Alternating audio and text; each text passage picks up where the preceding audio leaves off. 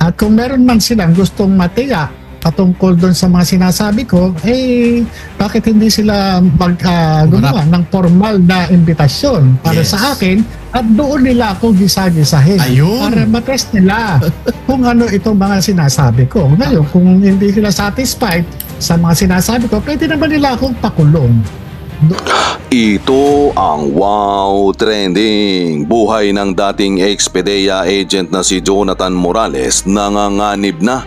Ito ay matapos na may magpadala ng mensahe kay Maharlika na kailangan na daw nitong mag-ingat para makaabot sa May 7 sa susunod na Senate hearing.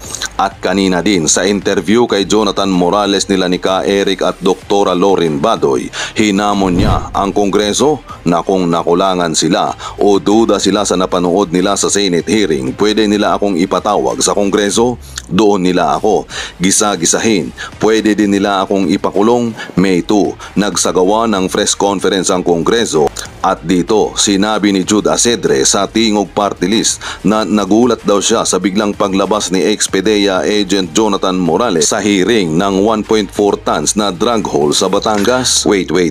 Pinanood mo ba talaga ang hearing sa Senate o nag-Netflix ka habang nanonood? Si Sir Jonathan Morales ho ang sumulat sa Office of the President, PDEA at sa Senado. Nakatulog ka ata habang pinanood ang hearing. Sa mga duda pa rin nabangag si BBM. Itong video na ito ang isa sa mga patunay na kahit wala na yang litrato na yan at video ng pulburon, kahit sino pang adik sa kanto ang tanungin natin, pawis. Kahit na naka-aircon, lunok ng laway, ngiwi mode sa mannerism na kahit ano pang kontrol ang gagawin ay gagalaw talaga ang panga dahil nga nasa impluensya ng droga at Coca-Cola.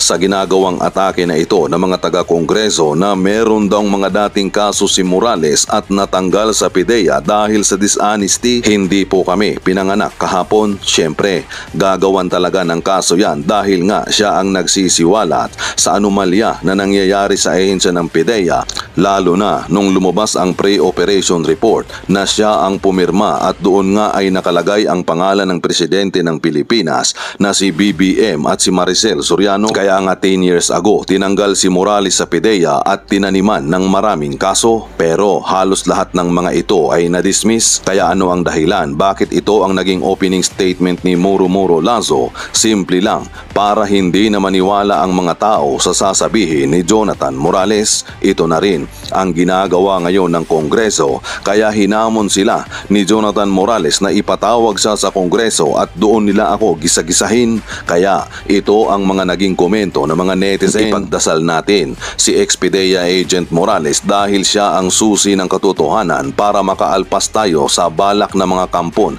ng demonyo. God bless po. Sana protektahan si Mr. Jonathan Morales, i-secure nyo siyang mabuti para maalis na sa Malacanang ang lahat ng mga bangag. Kung may mangyayaring masama kay Sir Jonathan Morales, yan ang panahon na mag-aalsa na ang taong bayan. Palapit na sa Malacanang. Miss Maharlika, sa aming obserbasyon, hindi lang ordinaryong user si PBBM, kundi malaki ang kanyang partisipasyon sa naglalakihang grupo ng droga ng bansa sa iba pang panig ng bansa. Kaya ganun na lang ang mga kilos ng kanilang mga alipores. Yan ang katotohanan. Alright, sabi dito, Miss Maharlika, Miss Maharlika, pakisabihan si Mr. Morales.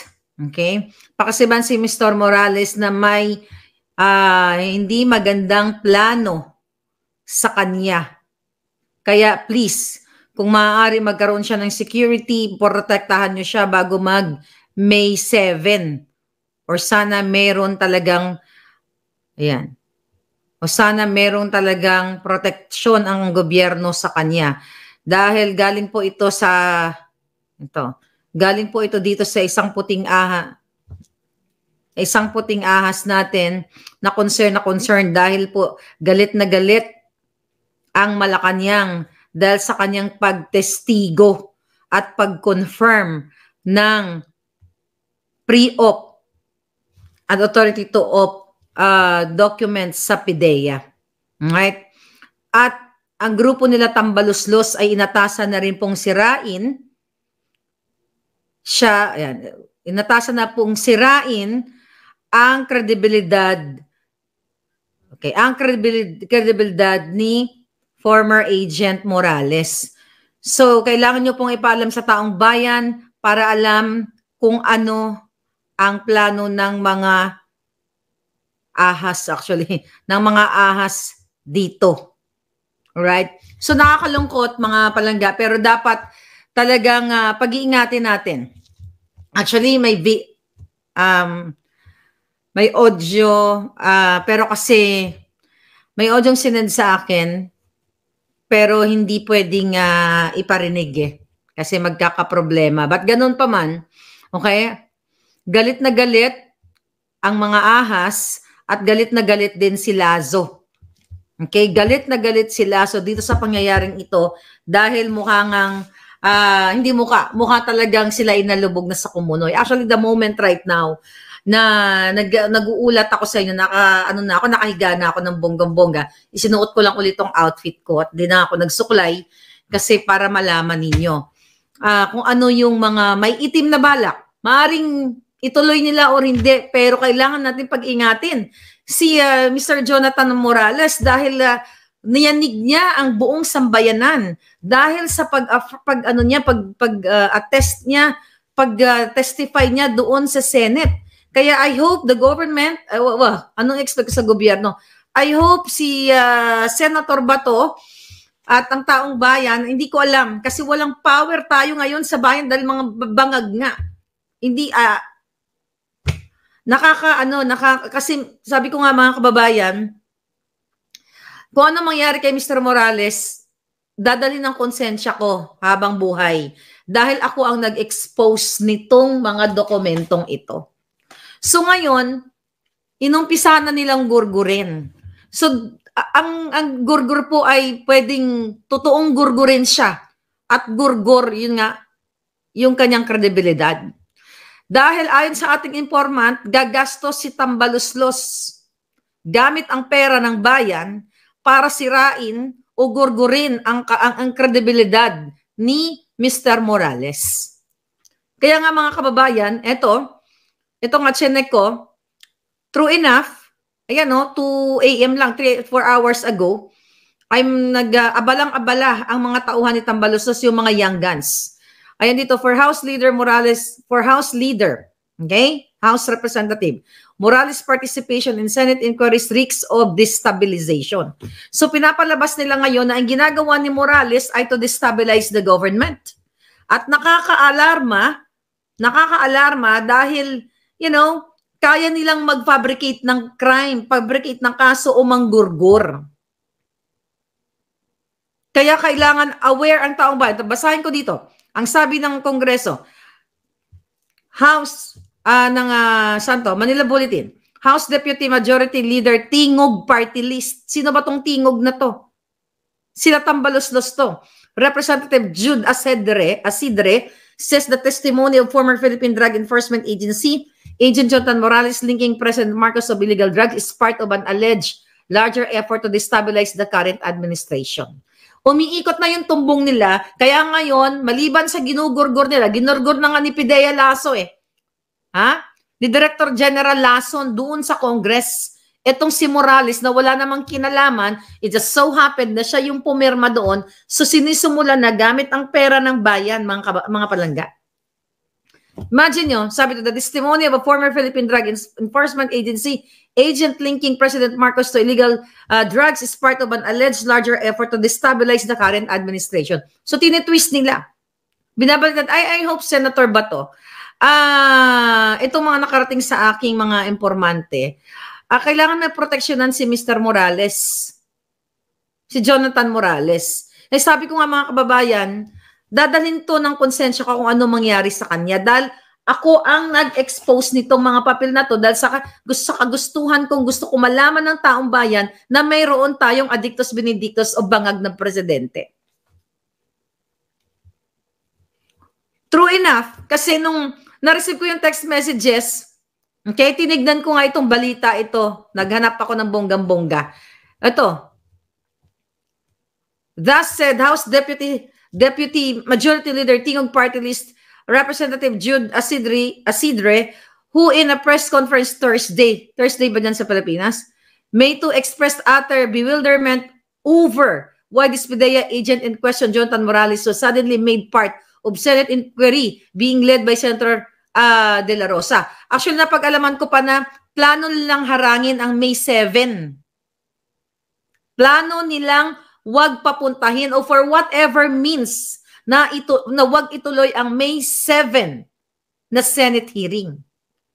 At I know, narinig tayo ni Senator Bato, ako, naka-receive ako ng invitation, di ba? Kanina sinabi ko sa inyo, and I hope ito'y bantayan natin mga palangga. Kasi talagang ayaw nila, dahil talagang wildfire na hindi na nila kayang ampatin. Wild na nga eh. Hindi nila kayang ampatin ang issue na pinatutuhanan ni Morales na itong dokumentong ito ay siya ang tumipa, siya ang nag-interview doon sa confidential informant na si Marcos Jr. ay nung March 11, 2012 ay huhulihin sana dahil nga sa pagkabangag niya at sumisingot siya ng pulburon base doon sa confidential statement. It just so happened na pinigil ni Ochoa, dating executive secretary.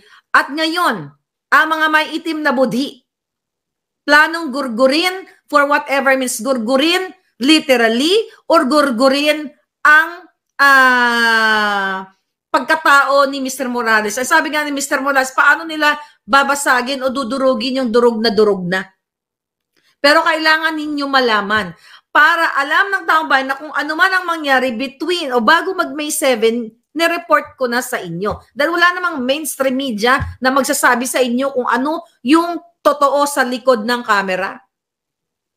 Ngayon, mga palangga, sabi dito, katulad nyo, medyo naguguluhan din ako. Ito yung mga tauhan ni Batambaluslos, mga kongresista ito. Naguguluhan din ako, bakit biglang naipasok si Morales doon sa usapin? Na alam naman natin na ang pinakalayunin ng hearing sana, yun ay mabigyan linaw ukol doon sa mga nakuha nilang illegal drugs sa Batangas. See that?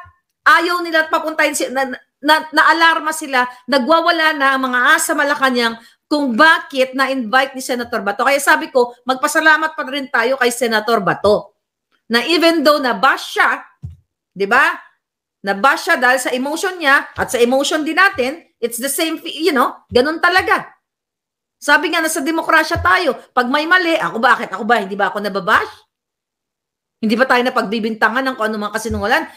Pare-pareho lang tayo dito pero mananaig ang katotohanan. Senator Bato, I hope you'll give I don't know, hindi ko alam dahil hindi naman ako maalam sa kung ano ang legal way. Paano ba pinoprotektahan ang isang testigo? Sinisira na ngayon ni Tambaluso. They will spend money. People's money. Temo sabay-sabay sila. Alam nyo, itong mga hearing, ay itong mga press conference ng tingog ng mga kongresista, mga kababayan, funded ito ng taong bayan.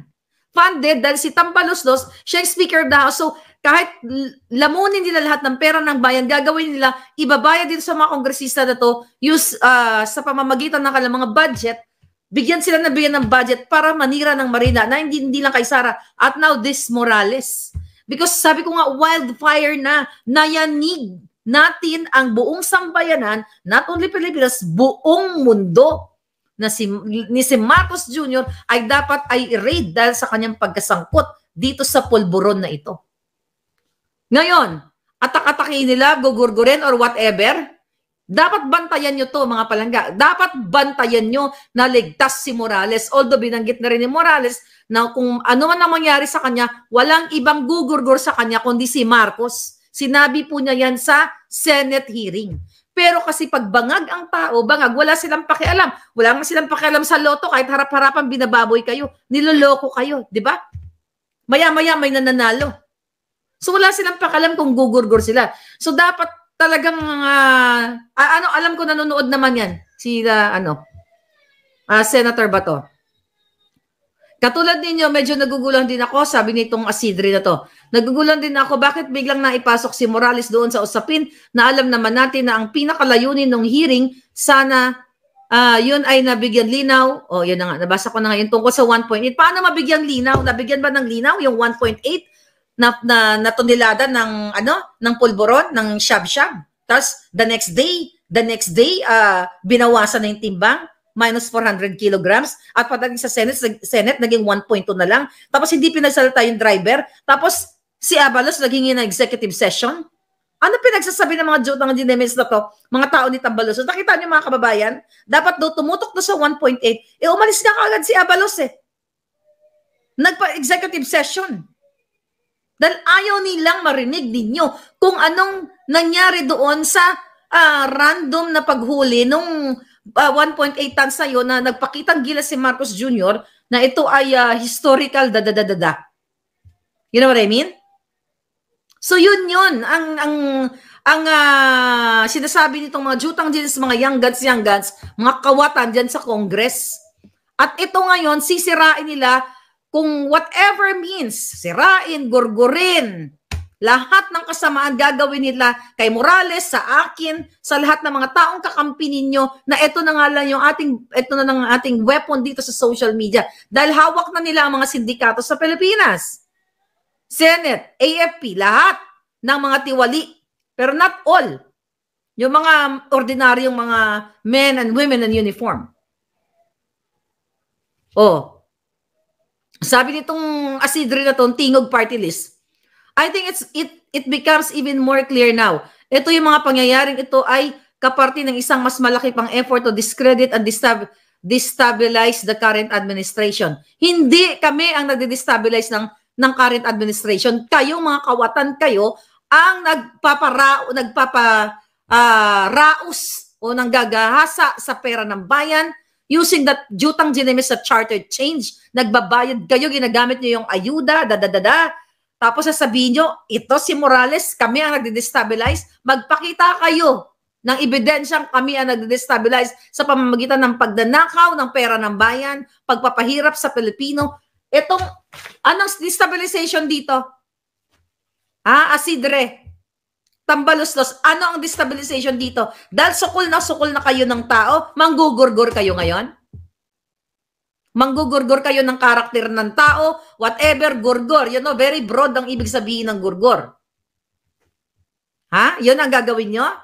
Tatakutin nyo na lang lahat ng tao, lahat nagsasalita, even though yung nagsalita doon sa Senate na tinatakot nyo na ang mga maglalabas nitong mga dokumento nito ay may kaparusahan. Bring it on, mga jutang ginemis kayo. Yun lang ang alam ninyo, mangharas, mangulong, manggurgur, mang-fabricate ng crime, mang-extract. Yan ang gawain ni isang mga yawa kayo. Yan ang gusto nyo? Dahil sukol na kayo sa inyong mga kasalanan sa Pilipino, sa mga pagkabangag ni Marcos Jr. Tapos ang gagawin nyo, tatakutin nyo kami? O kaya manggugurgur kayo? O yun nga, magpapabricate kayo ng crime, mangingidnap kayo, mga ginayupak kayo, napakaramdam ninyo sa inyong Pilipinas, sa inyo ang pera ng Pilipinas, gawin nyo lahat, 80%, more than 80% of the budget na disbursed na, saan nyo nilagay ang pera ng bayan? Tapos ngayon may mga taong gusto lamang maliwanagan na ang taong bayan na minsan na si Marcos Jr. ay nagbangag-bangag noong 2012 at walang humuli o naudlot ang panguhuli, hindi na ituloy ni Jonathan Morales ang panguhuli niya dahil what? Dahil pinigilan ni Ochoa na sa May 7 ipatawag. Kaibigan ni Lisa si Ochoa, kaya umiikot ang tumbong nila. Kaya talagang kailangan i-pressure din natin si Senator Bato na hindi pwedeng hindi matuloy ang May 7 na hearing. Dahil nakaschedule na yan. Napadala na nga ako ng invitation.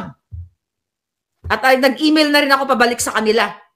Hindi pwedeng hindi matuloy dahil ito ay boses ng bayan. Ito ay isuscrutinize, titignan ng bayan. Accountable ang gobyerno dito. Accountable ang Senado, accountable supposedly si Bangag Jr. Sisindakin tayo, gagamitan tayo ng mga mainstream media para sirain si Morales or what, gugurgurin nyo? Mga inayupa kayo dyan, gugurgurin nyo dahil kitang-kita na ng taong bayan kung gaano kabulok itong gobyernong itong nagpapatakbo ay mga adictos benedictos. Yan ba gusto nyo? Visit kayo? Sabi nito, Dila chairs the Senate Committee on Public Order and Dangerous Drugs. Sabi nitong hinayupak na to, okay.